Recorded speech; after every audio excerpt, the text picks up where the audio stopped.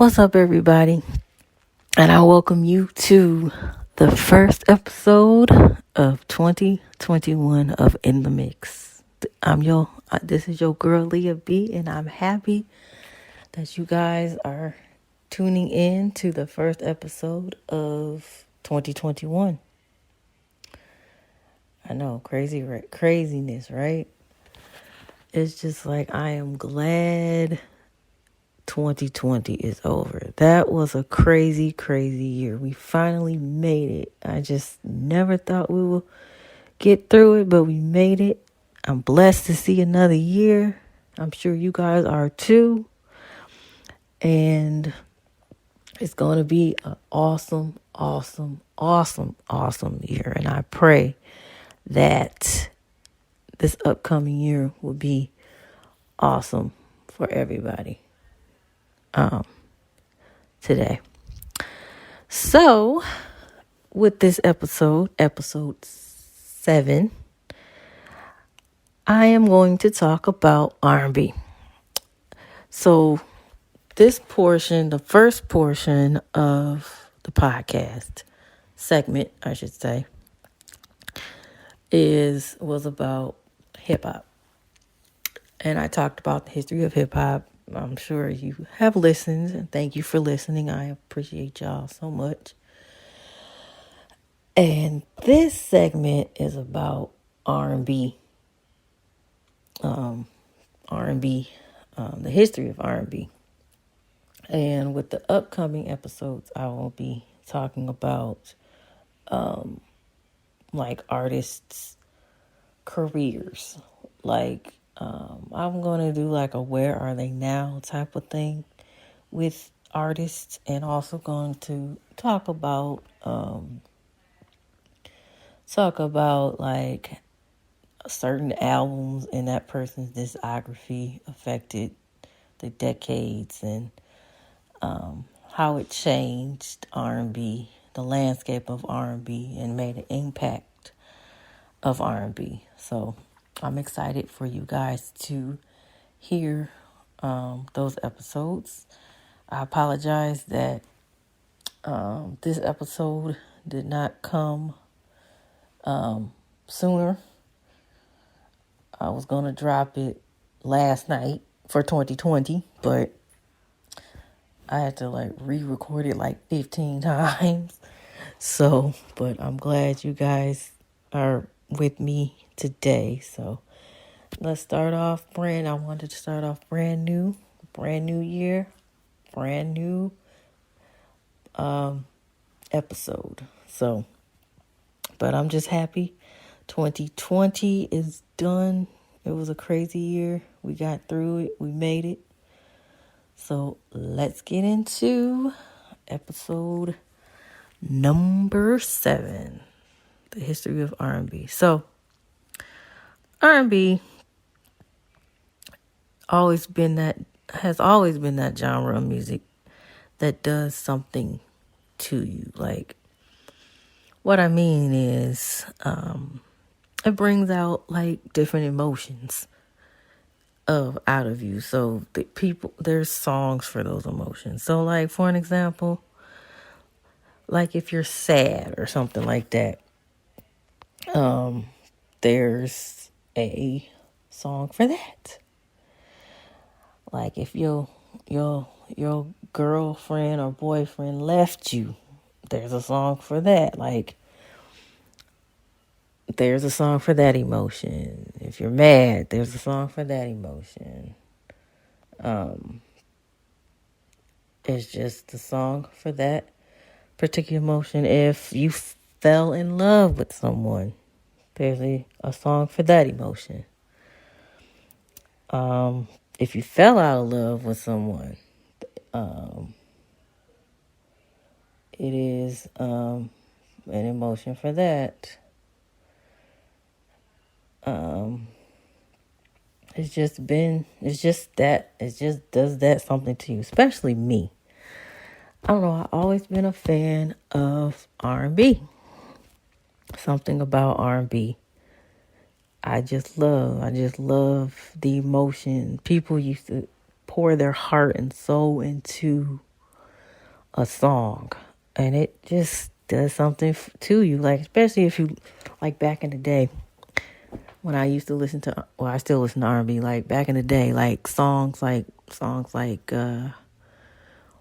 Brandy or Tony Braxton, their albums and stuff. When I used to listen to their stuff as a kid, they were all, cool. I enjoyed their songs, but didn't really understand them until years later. You're like, doggone it. I'm feeling this right now. Like it's a whole nother meaning of their songs. It's like, wow, truly. That got me. I was going through something that day. Like, seriously, jeez Louise. Especially like breakups and stuff like that.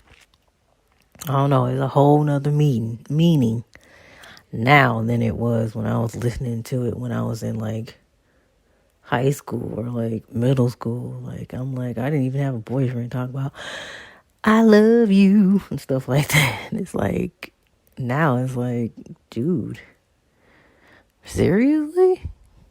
That's just crazy. I'm sorry. Let me stop rambling. But yeah, so R&B does that to you. So R&B music beginnings began in the 1920s and 30s. During that time, African Americans, there was a huge migration shift where it was called the migration period, where a lot of African Americans would migrate. They call it the Great Migration. Would migrate from the South to the North to provide better opportunities. So they would go to big cities like New York, Chicago, LA, Detroit, Milwaukee, basically the blue collar cities, to provide a better life for their families, because there was no opportunity down south at all. So they would they would migrate to those cities because it was a huge manufacturing hub for, whether it was cars, steel, things of that nature.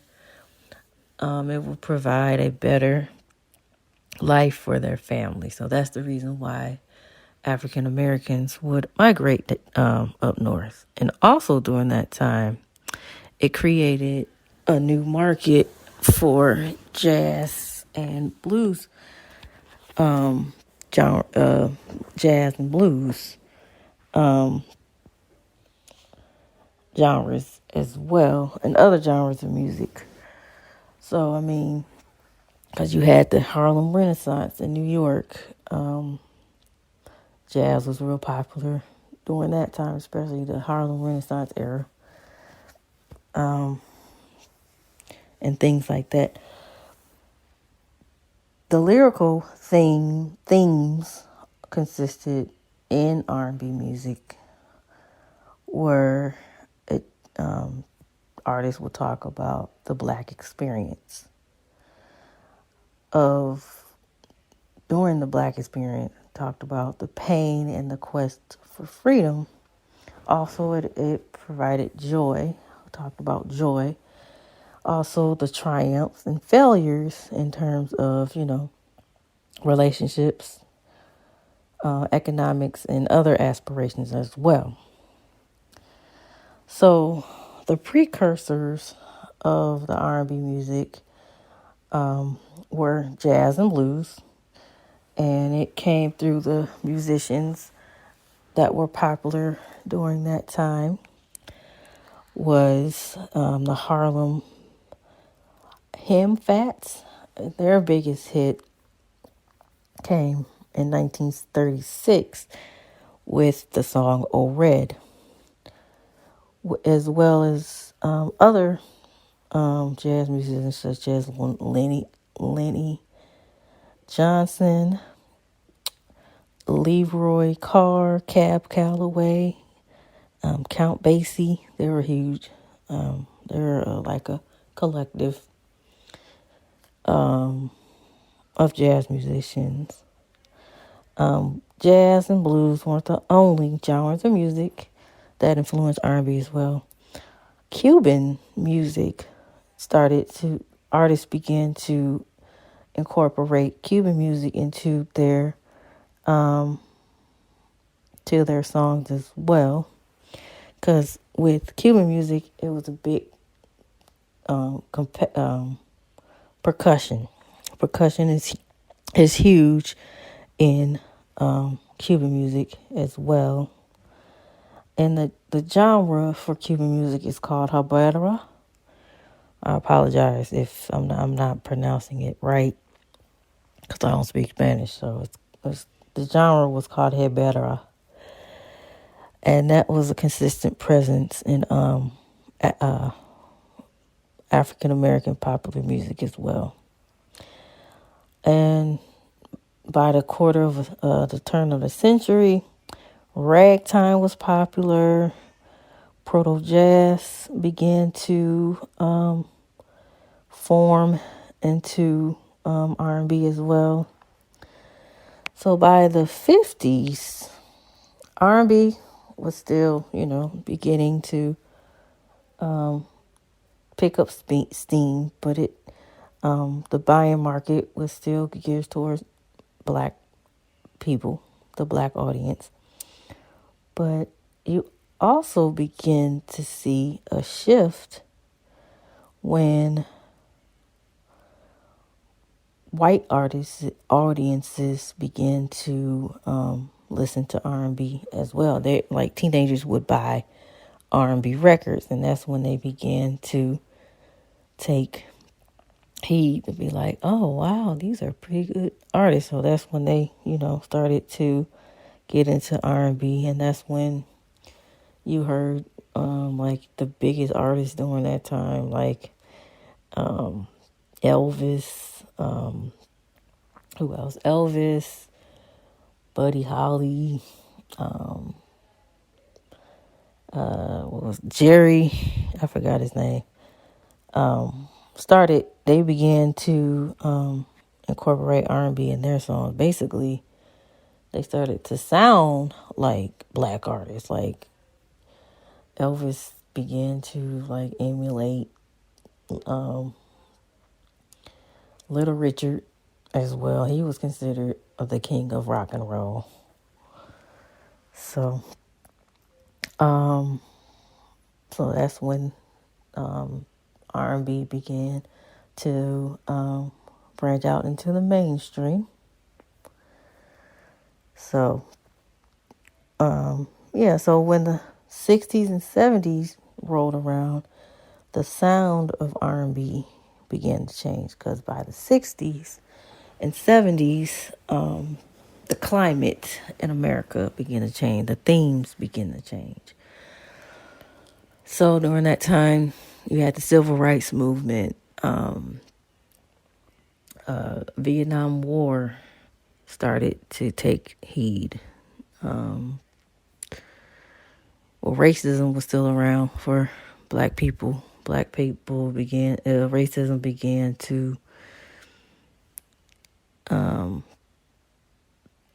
was still around back then, and the R&B began to change, and artists began to change their themes in their music. The topics they would talk about would be more what you would call like gritty, I guess dark, you can say, per se. Meaning like they would talk about, it was more a social conscious type of thing. So like, for an example, Marvin Gaye, like back in the day, when he first came onto the scene. And he was more, he was a stylist. He was a heartthrob. He was a sex symbol, pretty much. And by the time the 70s rolled around, he started to change his topic. He would talk topics with his songs. He would talk about, like, for an example, what's going on. He would talk about with the Vietnam War, social consciousness, civil rights movement, stuff like that. And I was watching a documentary on Motown, and when Marvin Gaye, side note, I don't mean to get off topic, but when I was watching the documentary on Motown, Marvin Gaye, when he was beginning to, during that time, he was, trying to figure out when he was making that album, what's going on album. Barry Gordy was not feeling him talking about, political issues, because he was like, "You're a heartthrob and all this stuff. You need to stick to what, is not going to sell," or anything like that. And that turned out to be his best-selling album at that time, was the What's Going On album. And still a classic to this day, especially What's Going On. So, but yeah, and also during that time, it wasn't considered R&B, rhythm and blues. It was known as soul music at that time during the 60s and 70s. And also during that time, the Grammys began to recognize R&B as a category for the Grammys. That began in 1969. That's when they finally said, "Oh, R&B." They saw with the black culture and R&B, they put R&B as a category for the Grammys. So by the 80s, R&B began to kind of go downhill after that. So like the artists that you would listen to in the 70s or the 60s, they were like huge. And by the 80s, that's when R&B started to kind of decline, because all the teenagers began to listen to hip hop. Hip hop began to emerge, and kids weren't listening to R&B as much. And plus, people in the music market, R&B kind of died, and it wasn't selling as well. And plus, the 80s itself was more like the New Jack Swing era started to come in as well. And it kind of died down after that. Most of R&B during the 80s, producers were responsible for the R&B hits. So like during that time, like you had Jimmy Jam and Terry Lewis. Artists was working with them to get that R&B hit. Jimmy Jam, Babyface, L.A. Reid, Teddy Riley. That's when artists was working with them to find their sound. That's where everybody was going to during the 80s, especially Janet Jackson. That her whole sound was, when she worked with them, that's when she became huge with the Control album. And about Bobby Brown too. He he wasn't as, well, he was huge in the 80s, but not as popular by the 90s, of course.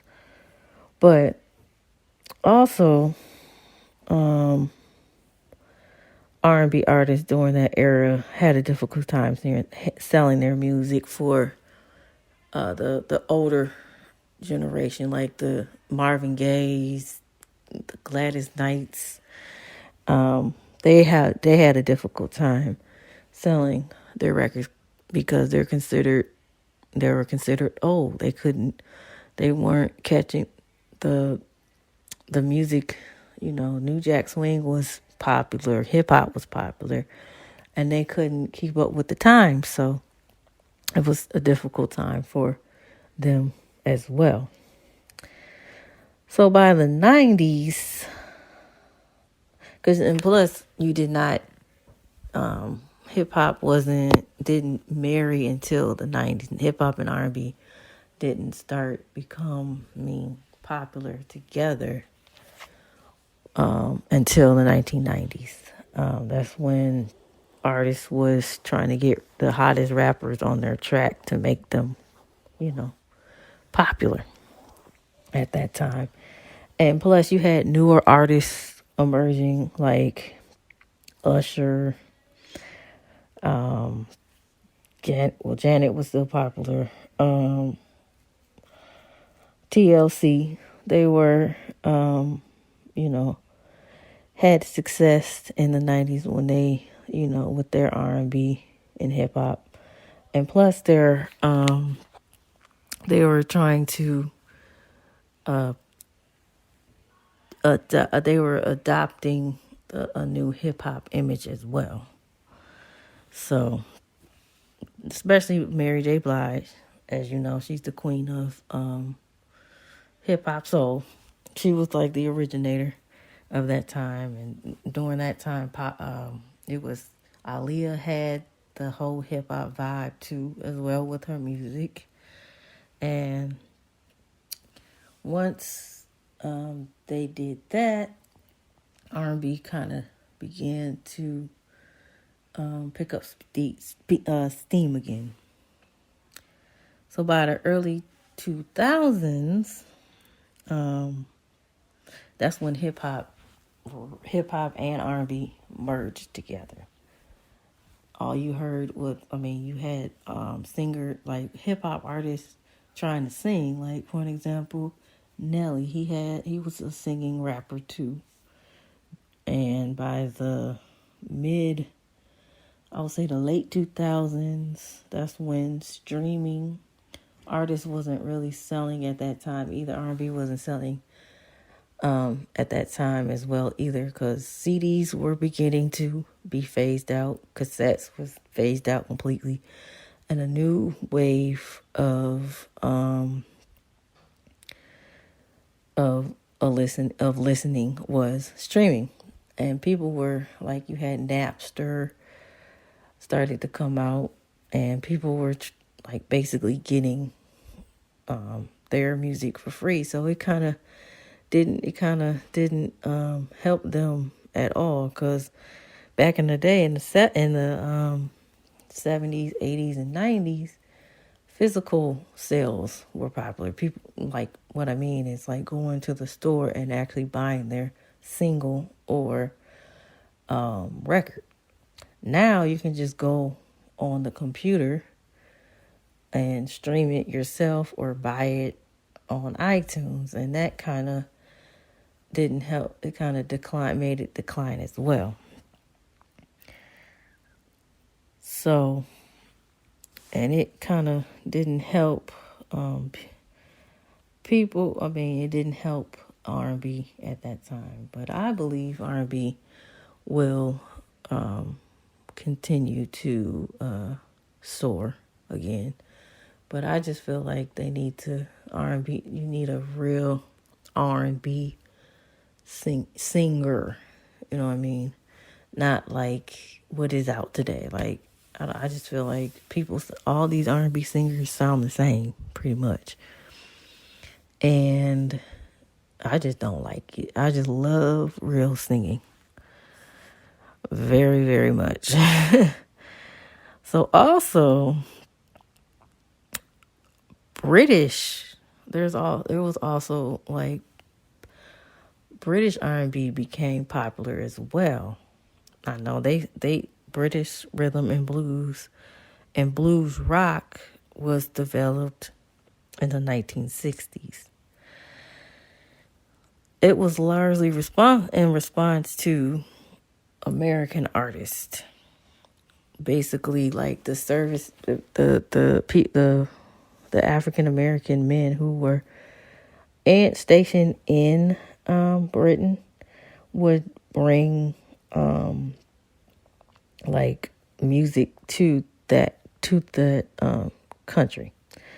So during that time, the difference between American R&B and British R&B, the sound was a lot more grittier and rawer than American R&B. American R&B was like polished, like there's a certain way you have to present yourself. British R&B, they really didn't care. So their R&B was developed through like jazz and blues, and how they would get their music was through jazz and blues clubs during that time.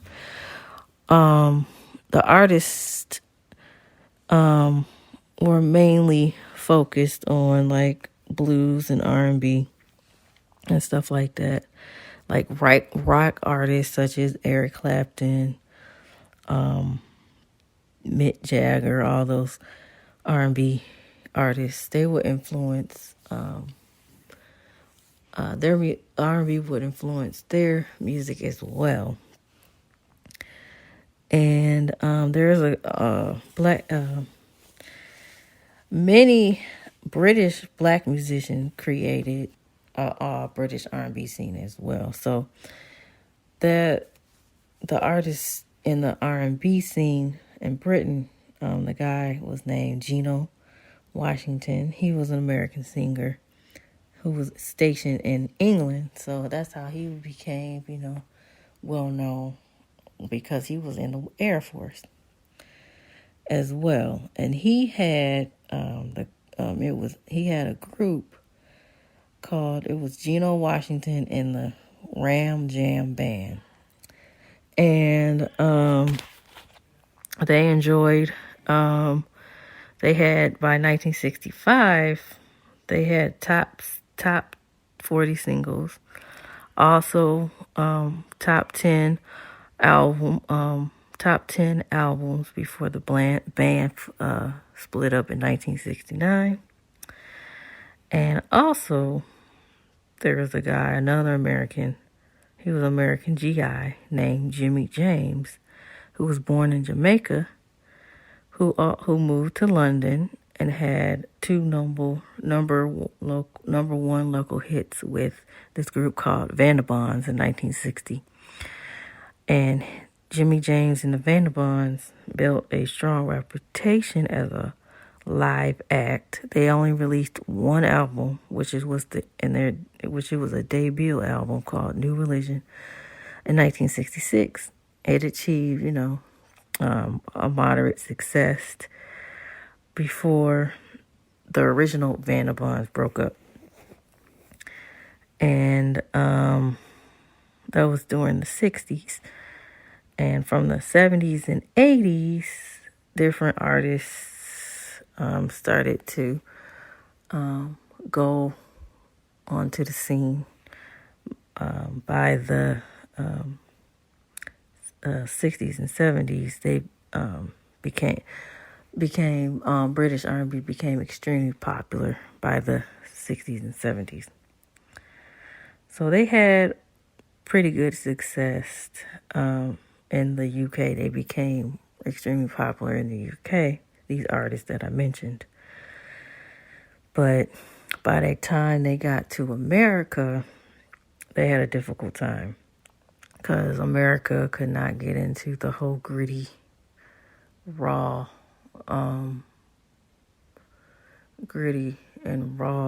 sound that British R&B had. So especially the British R&B bands had a different type of tone from the African American artists in America, pretty much. So, yeah, so this is R&B has came a long way from this early years. So, yeah, I thank you guys for listening to this first episode of the history of R&B. I can't wait. I apologize if I'm rambling on and on. I apologize for that. But I thank you guys for listening. And you guys been great. You guys have a blessed 2021. And I look forward to bringing you more episodes for 2021. So be on the lookout for the upcoming episodes. And you guys be blessed. Peace and love.